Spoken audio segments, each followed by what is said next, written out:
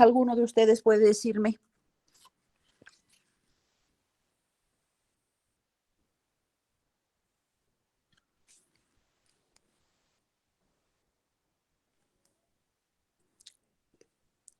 ¿Cómo definíamos control de calidad?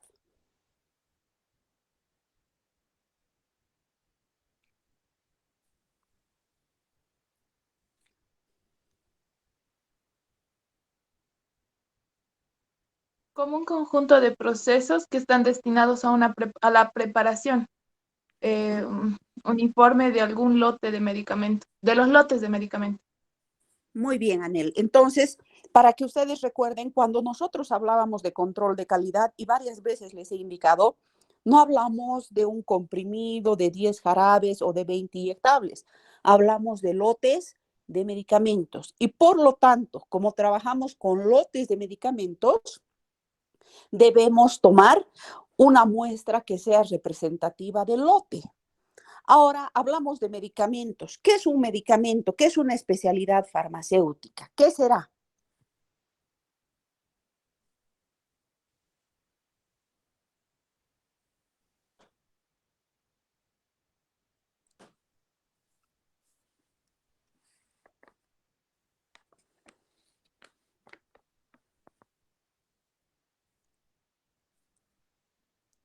¿Qué será una especialidad farmacéutica?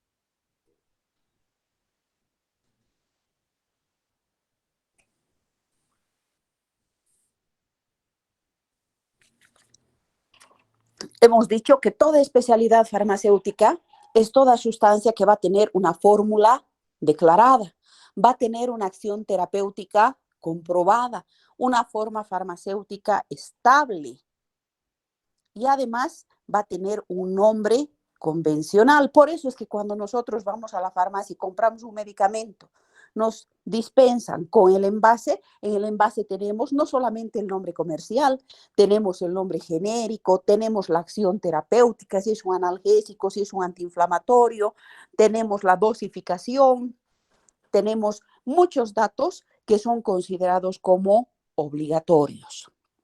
Y para realizar este control de calidad, habíamos dicho una parte esencial. Lo primero que debemos hacer es recurrir al muestreo. Y dentro de ese muestreo, habíamos mencionado, partíamos de una cantidad grande, que era el lote, llamado universo, llamado población. Y a partir de ese lote, íbamos reduciendo la muestra hasta obtener una muestra analítica, que es la que va a ser sometida al control de calidad de medicamentos y cuyo resultado se extrapolaba a todo el lote. ¿Qué significaba eso?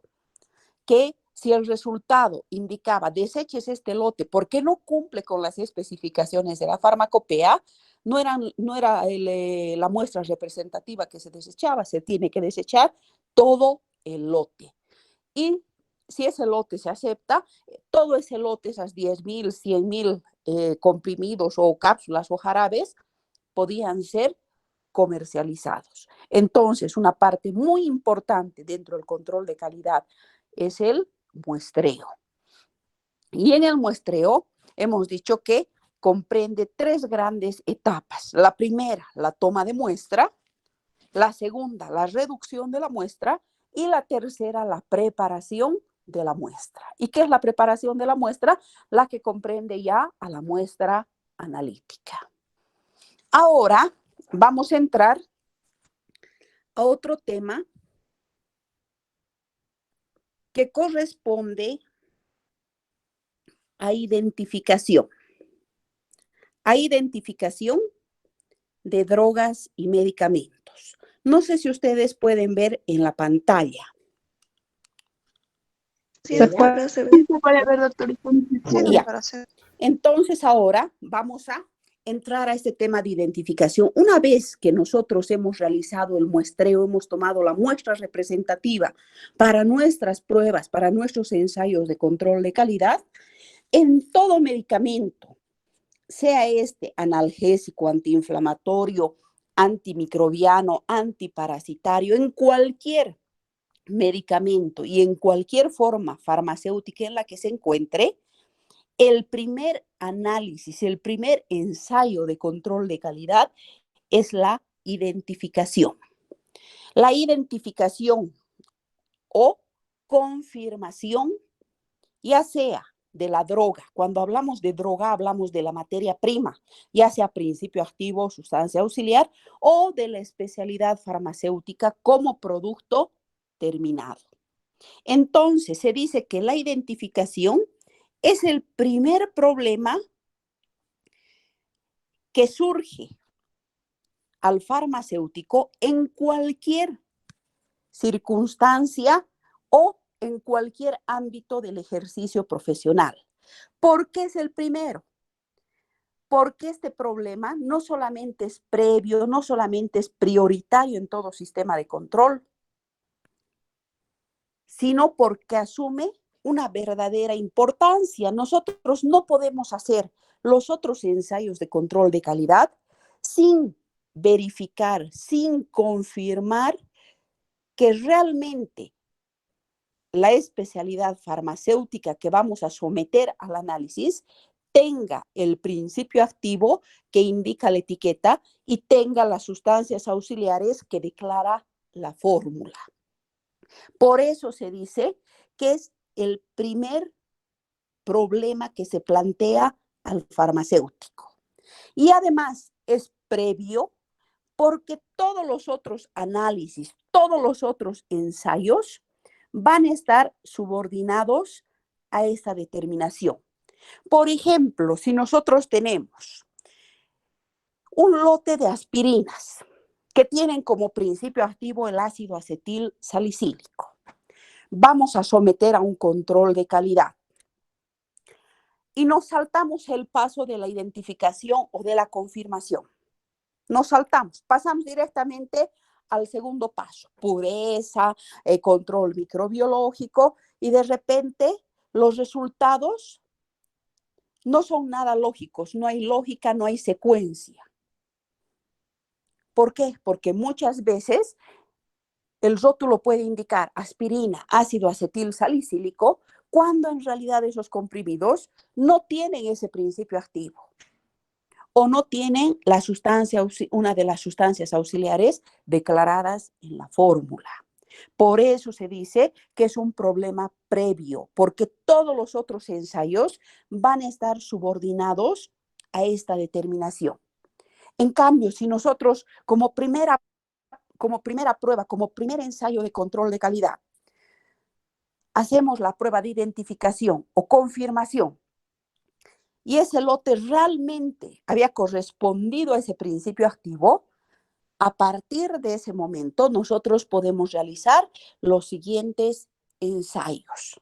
Y en todo esto va a haber una secuencia. Ahora, también esa determinación, al ser la primera determinación, al ser previa a todos los análisis, es de fundamental importancia. ¿Por qué? Porque todos los medicamentos se elaboran para ser suministrados ¿a quién? A los seres humanos, a nuestros semejantes. Por lo tanto, deben cumplir con seguridad y con calidad todas las pruebas que garanticen en la elaboración de los medicamentos. ¿Qué significa eso? Que el medicamento debe ser o debe tener el principio activo prescrito y no otro principio activo. Por eso es que continuamente realizamos estos controles de calidad desde la identificación y no solamente de la especialidad farmacéutica como producto terminado, sino desde la materia prima.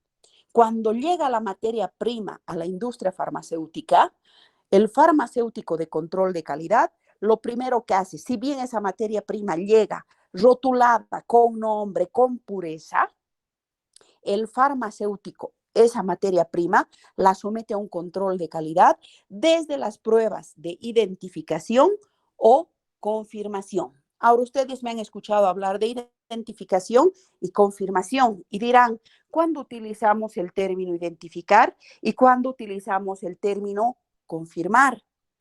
Tal vez alguno de ustedes puede decirme, o será lo mismo. Doctora, ¿puede ser que identificar se refiere a mm, determinar, a reconocer, perdón, a reconocer algo y confirmar a llegar a, no sé, de alguna forma definir exactamente qué es lo que pensamos Sí, que está debería bien, ser? está muy bien. Así como conceptos está muy bien. Sin embargo, nosotros debemos tener algo claro. ¿Cuándo identificamos? Cuando estamos frente a un producto desconocido. Cuando tengamos un medicamento sin rótulo, cuando tengamos una materia prima sin rótulo y no sabemos de qué producto se trata, nosotros utilizamos el término identificación, porque ese término de identificación además implica más pasos. En cambio, cuando nosotros estamos con una caja con comprimidos que además tiene rótulo, o tenemos una materia prima con su etiqueta y sabemos de qué materia prima se trata, nosotros como farmacéuticos utilizamos el término confirmación, porque vamos a llegar a la certeza definitiva si esa materia prima o esa especialidad farmacéutica tiene el principio activo que indica el rótulo. Entonces, cuando estamos frente a un producto conocido, el término va a ser confirmación. Y cuando estemos frente a un producto desconocido, el término será identificación. Entonces, nosotros tenemos un autor argentino que es Kiger, el que indica que el reconocimiento de la materia prima del medicamento es un deber que en cualquier época le corresponde única y exclusivamente al farmacéutico.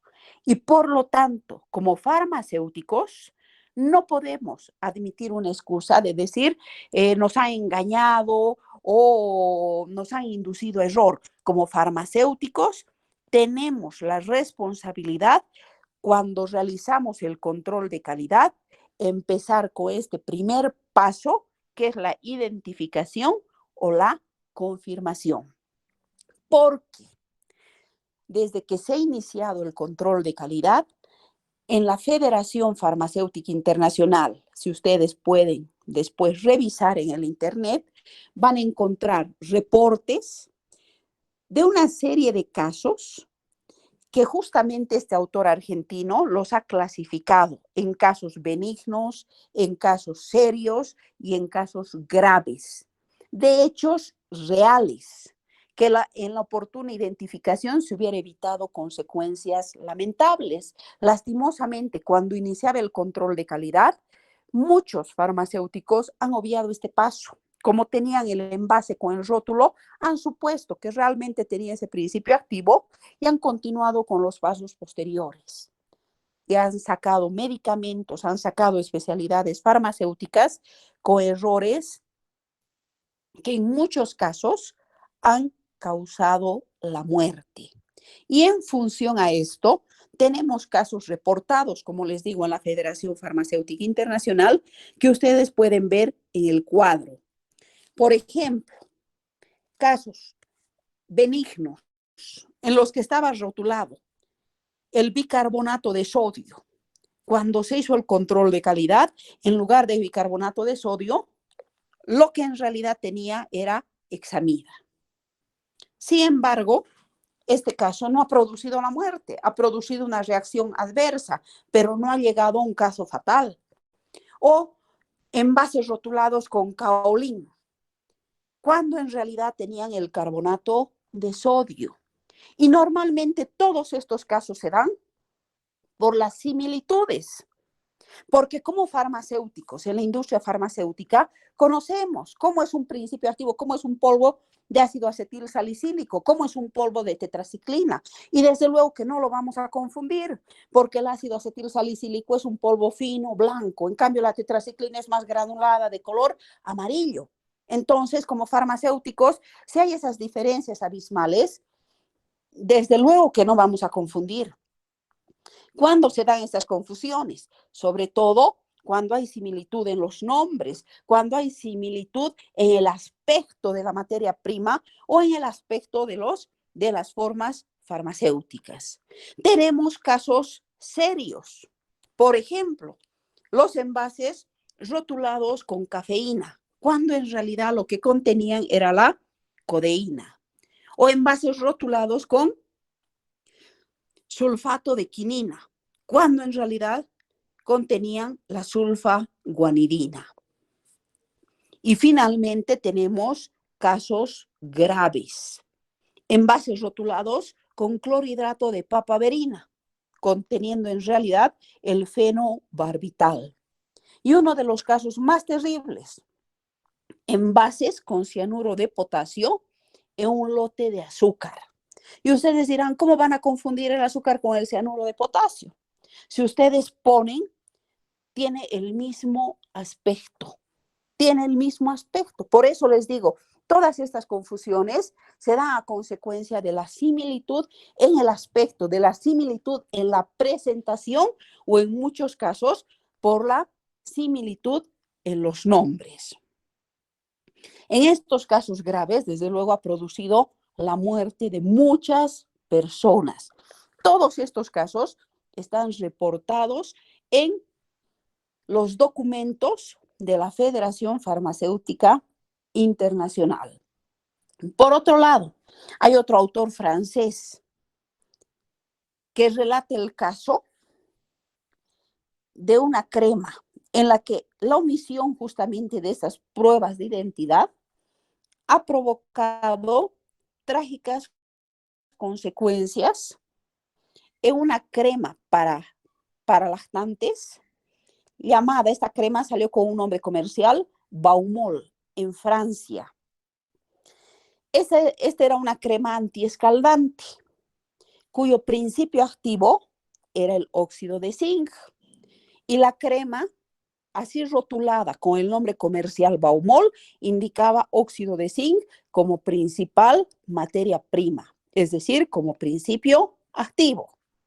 Sin embargo, cuando se hizo la producción de este lote, se omitieron las pruebas de identificación o de confirmación. Y ese envase de materia prima de óxido de zinc, en lugar de contener el óxido de zinc, tenía el anhídrido arsenioso.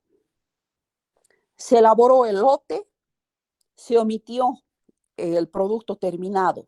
Esta prueba, este primer paso de identificación o de confirmación, el lote sale al comercio y cuando empiezan a morir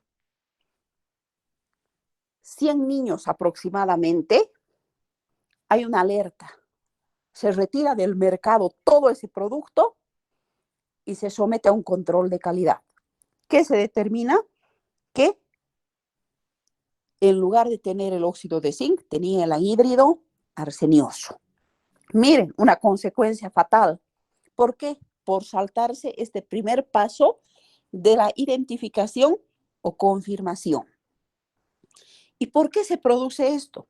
Muchas veces por la exagerada confianza del farmacéutico en ese proveedor mayorista de la materia prima.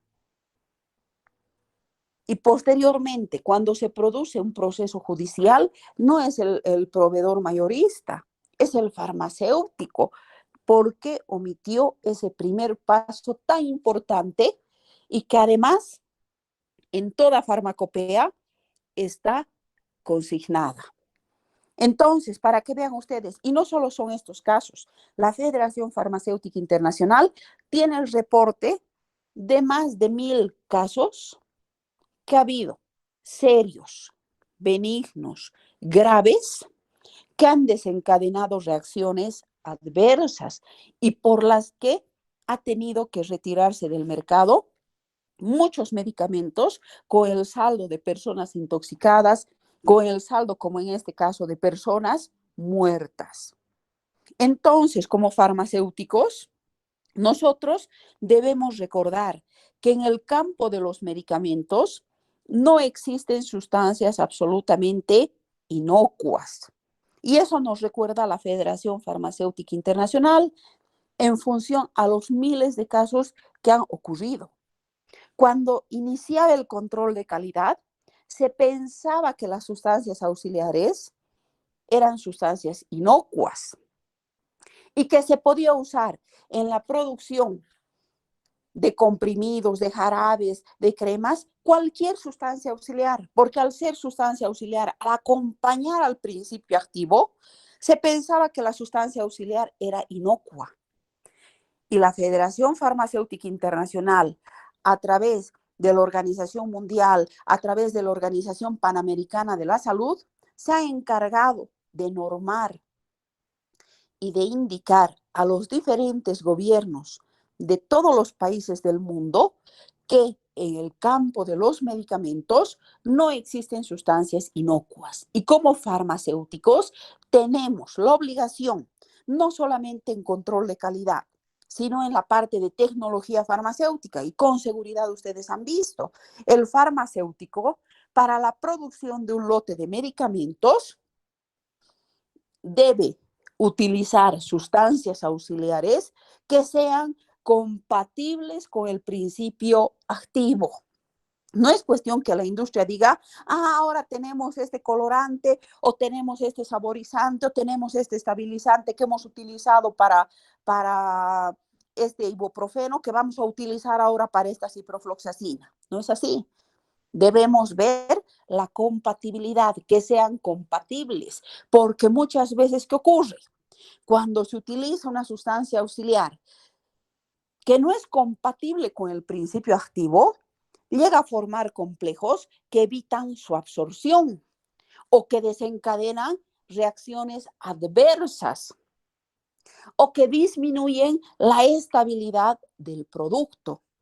Por lo tanto, es deber del farmacéutico, durante la etapa de producción, de velar además por todos estos aspectos.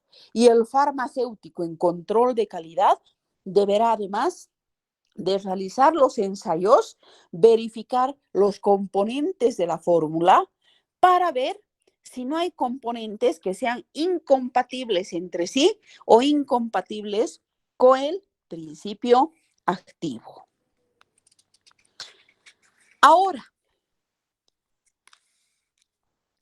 en base a todo esto, nosotros podemos ver que existe un paralelismo entre las pruebas de identificación en el campo farmacéutico y en el campo toxicológico. Cuando ustedes han llevado toxicología, han debido ver que para el toxicólogo el primer paso es la identificación. La identificación del tóxico que ha desencadenado esa reacción de toxicidad o que ha producido la muerte de la persona. Entonces hay un paralelismo.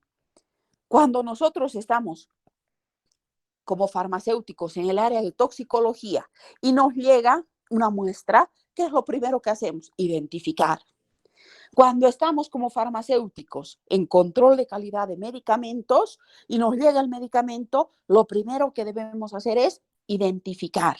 Entonces, hay un paralelismo, pero también hay diferencias muy marcadas que nosotros como farmacéuticos en control de calidad, la identificación la hacemos con ánimo preventivo. En cambio, el toxicólogo, la identificación por lo general la realiza a posteriori, es decir, después de que ha ocurrido un suceso, después de que ha ocurrido una intoxicación o una muerte. Por eso que como farmacéuticos vean ustedes la gran responsabilidad que tenemos. Ahora, ¿cuáles son los orígenes del problema? ¿Por qué ocurre todos estos casos serios, graves, casos benignos? ¿Qué orígenes han desencadenado? Por un lado, la elevada potencia y la frecuente toxicidad de la mayor parte de los medicamentos o especialidades farmacéuticas. ¿Por qué? Porque les he indicado que las especialidades farmacéuticas que hoy en día tenemos estocadas en nuestras farmacias, la industria farmacéutica utiliza materia prima, es decir, principio activo, sustancias auxiliares, obtenidas a partir de síntesis orgánica. Ya no se obtiene a partir de fuentes naturales. ¿Por qué? Por la gran cantidad de materia prima que se requiere. Y el hecho de obtener por síntesis orgánica da lugar a que esta materia prima, que este principio activo, a que esta sustancia auxiliar tenga una elevada potencia, y al tener una elevada potencia, hay un estrecho intervalo entre lo que es la dosis tóxica y la dosis terapéutica. Y si uno se pasa de la dosis terapéutica, rápidamente puede caer en lo que es la dosis tóxica y entrar en una reacción adversa, en una reacción de toxicidad y dependiendo del medicamento, hasta puede caer en la muerte. Otro origen del problema, el paso del medicamento por intermediarios, desde la materia prima, porque ustedes saben que la materia prima, la mayor parte de la industria farmacéutica no produce la materia prima. La industria compra un proveedor. Entonces hay un paso obligado desde la materia prima, desde el fabricante hasta el farmacéutico en tecnología farmacéutica y hasta el farmacéutico en control de calidad. Entonces, en ese proceso de intermediación por el que pasa la materia prima hasta llegar al producto terminado, puede haber un potencial peligro de cambios en la rotulación. Por eso es que como primer paso debemos realizar la identificación o la confirmación. Por otro lado, la similitud de nombres de muchos productos que dan lugar a confusiones. Sobre todo esto ocurre con la materia prima. Hay una confusión, le cambian el rótulo. Otra causa, los errores involuntarios. Somos seres humanos. En la industria farmacéutica no trabajamos con un medicamento, no trabajamos con una materia prima. Muchas veces simultáneamente se están produciendo lotes de diferentes medicamentos. Otra, la adulteración con fines de lucro. ¿Cuándo se da esto? Normalmente en la industria farmacéutica no somos dueños de la industria. Entonces, ¿qué ocurre? El dueño de la industria, que es un empresario, que lo único que le interesa es ganar más, dice, muy bien, vamos a adulterar. ¿Qué significa adulterar? Adulterar puede ser disminuir la cantidad de principio activo. Este lote va a estar rotulado con 500 miligramos, pero en realidad lo que va a tener son 300 miligramos. En cada comprimido, 200 se está disminuyendo. O se va a sustituir este principio activo por este otro, o esta sustancia auxiliar por esta otra. Entonces, esa adulteración, ¿qué hace? Si bien aumenta los márgenes de utilidad comercial, pero puede desencadenar justamente reacciones adversas, que posteriormente va a ser el farmacéutico el que asuma las consecuencias, no el dueño de la empresa. Por eso es importante realizar este primer paso, porque muchas veces, y así se ha dado, el dueño de la empresa ha cambiado la materia prima, ha puesto una materia prima de menor calidad y el farmacéutico, omitiendo ese primer paso, ha utilizado simplemente viendo el rótulo. Por otro lado, la inestabilidad propia de algunas drogas. Por ejemplo, aquellas ópticamente activas que tienden a racemizarse.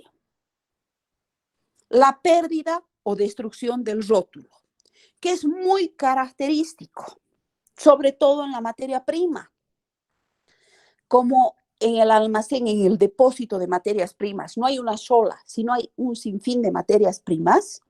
Muchas son corrosivas y con el tiempo van atacando el papel. Y ese papel se va destruyendo, va cayendo en pedacitos. Y llega un momento en el que la materia prima ha quedado sin rótulo. Por eso, como farmacéuticos de control de calidad, no solamente debemos velar por el producto final terminado, sino desde la materia prima. Ir constatando no solamente los análisis de control de calidad, sino también el envase, el rótulo de esta materia prima.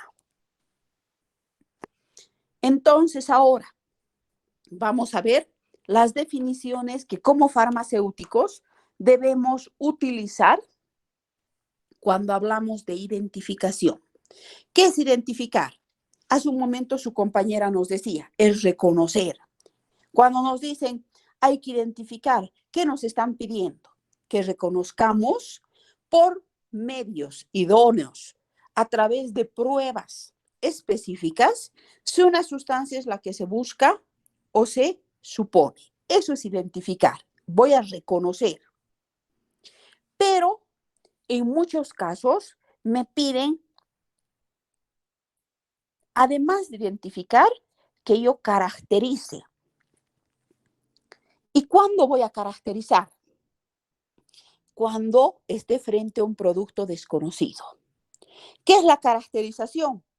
Cuando hablo de caracterización, me refiero a determinar atributos particulares de una sustancia de manera que se distinga claramente de otras.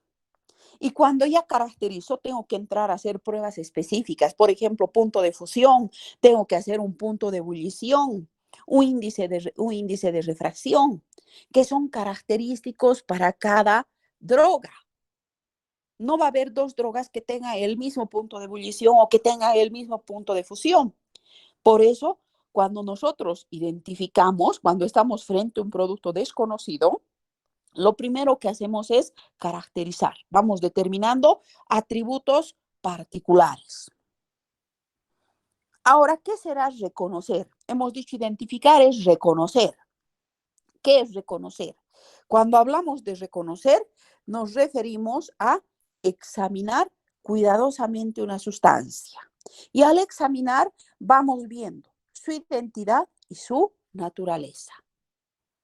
Entonces, cuando hablamos de identidad, ¿de qué principio activo se trata? Si el rótulo indica que es ácido acetil salicílico o que es diclofenaco sódico, haremos las pruebas específicas para ácido acetil salicílico, haremos las pruebas específicas para diclofenaco sódico. Entonces, estamos estableciendo su identidad y su naturaleza. Por otro lado, muchas veces nos piden diferenciar. ¿Y qué es diferenciar? Diferenciar en medicamentos es distinguir una sustancia de otra u otras muy semejantes. No vamos a utilizar este término de diferenciar en medicamentos cuando se trate de comprimidos y jarabes, por ejemplo, o cuando se trate de comprimidos y cápsulas, porque ahí la diferencia es clara. Nosotros utilizamos el término diferenciar cuando se trata de la misma forma farmacéutica. Por ejemplo, cuando estamos frente a comprimidos, tendremos que utilizar el término diferenciar este comprimido de este otro. O cuando estemos frente a cápsulas, vamos a diferenciar esta cápsula de esta otra cápsula, o este jarabe de este otro jarabe. Entonces, el término diferenciar lo utilizamos cuando vamos a distinguir una sustancia de otra muy semejante, es decir, de la misma forma farmacéutica.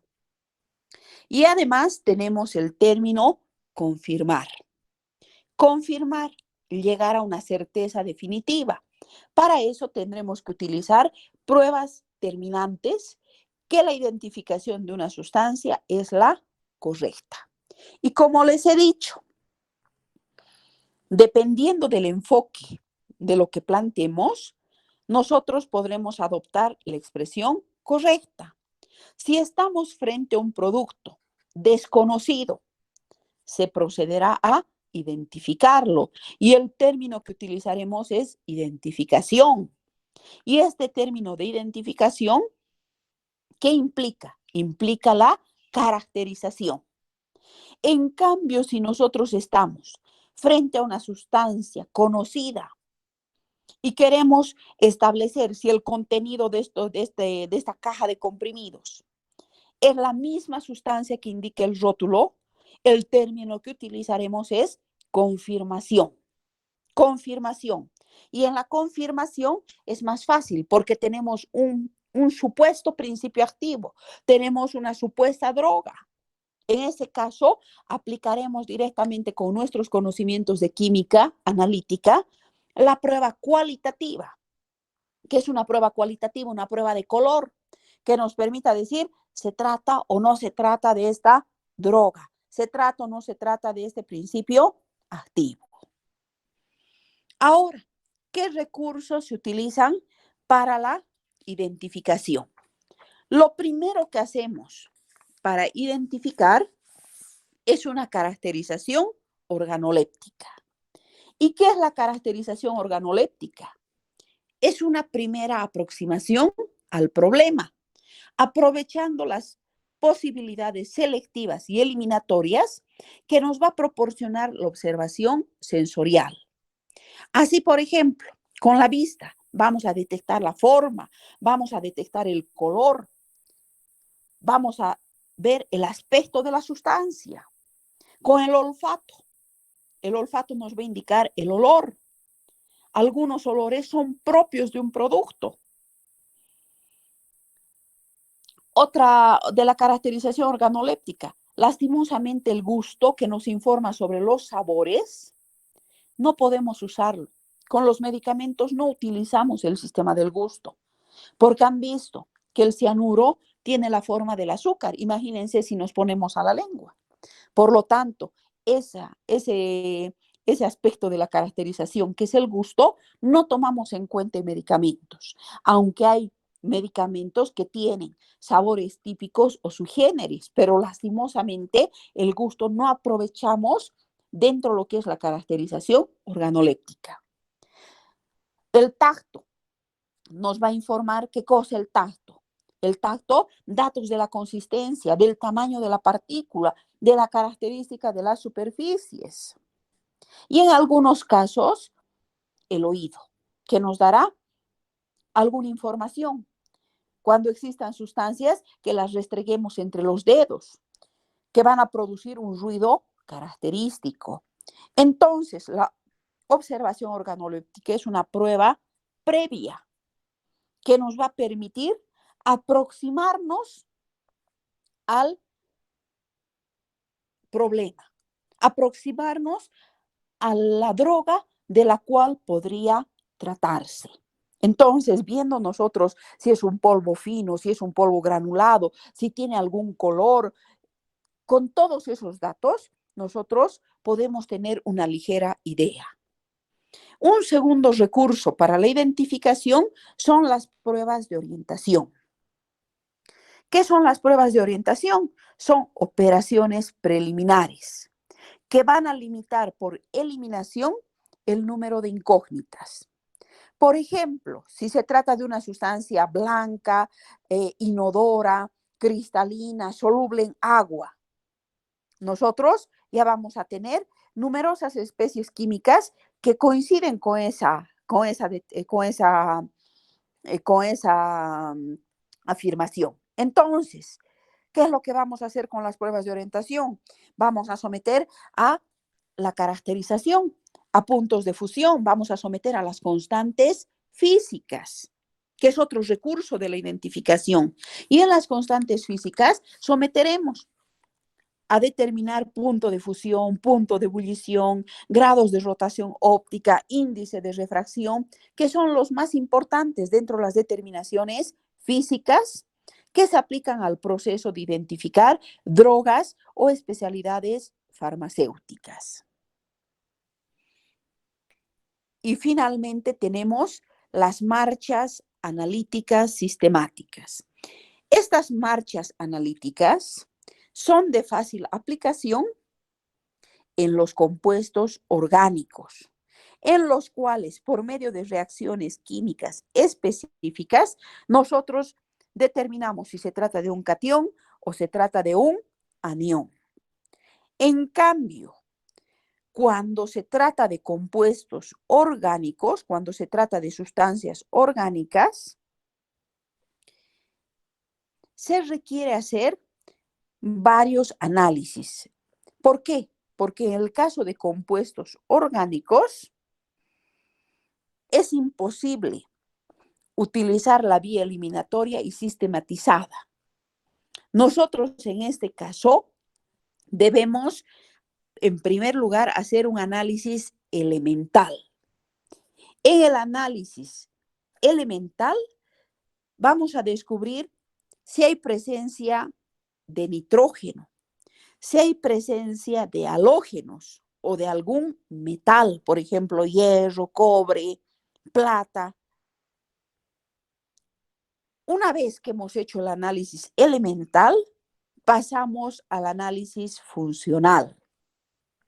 El análisis funcional, como su nombre nos dice, va a ayudarnos a detectar grupos funcionales, es decir, grupos atómicos que responden a determinadas reacciones.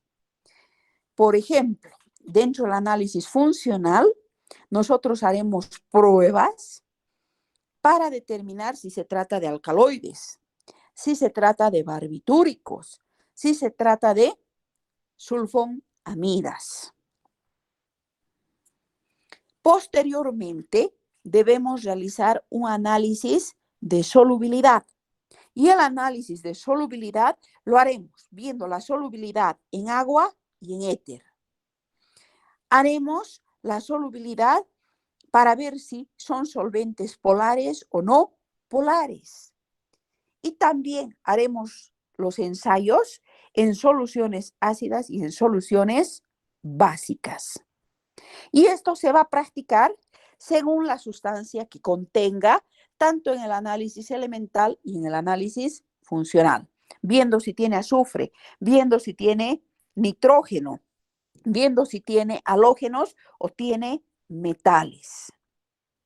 Entonces, de esa manera se van haciendo los diferentes análisis cuando se trata de compuestos orgánicos. Entonces, cuando se trata de compuestos inorgánicos, aplicamos las marchas analíticas para aniones y para cationes. Y ahí termina. En cambio, cuando se trata de un compuesto orgánico, recurrimos a un análisis elemental. Como su nombre nos dice, investigamos elementos que pueden contener. Realizamos un análisis funcional y realizamos un análisis de solubilidad. Ahora, para evitar todos estos problemas en la identificación de medicamentos, en la confusión de las diferentes materias primas, de las diferentes formas farmacéuticas, existen requerimientos de tamaño y color en las etiquetas. El tamaño uniforme para todos los medicamentos, cuando van a ser almacenados, el rótulo tiene un tamaño uniforme en cuanto a límites y una longitud también uniforme para todos los medicamentos, de 25 a 35 milímetros de longitud y de ancho de 10 a 13 milímetros. Y los colores van a estar en función del principio activo del medicamento o de la materia prima. Y para eso existen tablas. En control de calidad no hay nada que debamos aprendernos de memoria. Desde luego que cuando estamos en una industria farmacéutica y cada día estamos trabajando con eso, los colores y todo ya lo tenemos en la mente. Pero para nosotros, para ustedes, no necesitan nada aprenderse de memoria. La primera clase les dije, nosotros tenemos una Biblia que es la farmacopea, No necesitamos saber las técnicas de memoria. Cuando necesitemos hacer el control de calidad de una materia prima, cuando necesitemos hacer el control de calidad de una forma farmacéutica, recurrimos a la farmacopea. Y lo mismo para su almacenamiento. Y ahí ustedes tienen una tabla. Cuando se trata, por ejemplo, de tranquilizantes, vamos a utilizar un patrón de color rojo fluorescente. En cambio, cuando se trate de un anestésico local, vamos a recurrir a un color gris. Y ahí tienen otro cuadrito con los colores. Entonces, de esa manera en la industria farmacéutica, además de clasificar la materia prima, los medicamentos terminados con los nombres comerciales, los clasificamos con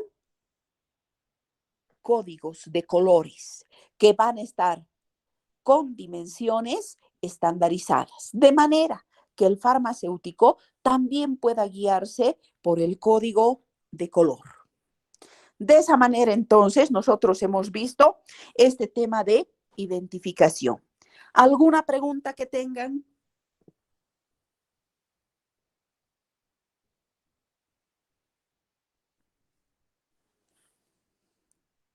¿Todo está claro?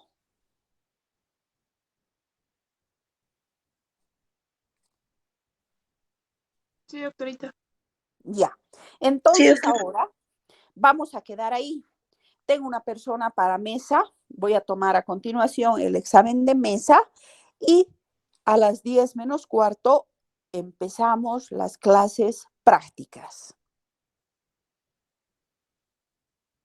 No sé si tienen los códigos para conectarse a la clase práctica. No, doctor. No, doctor. No, Todavía no. Ya, yo ahorita voy a mandar una foto al grupo para que cada uno en los grupos en los que se han inscrito, como no hay listas, no tenemos grupos definidos, ustedes se inscribieron, ¿no es cierto? Entonces, para que cada uno al grupo que le corresponde se conecte.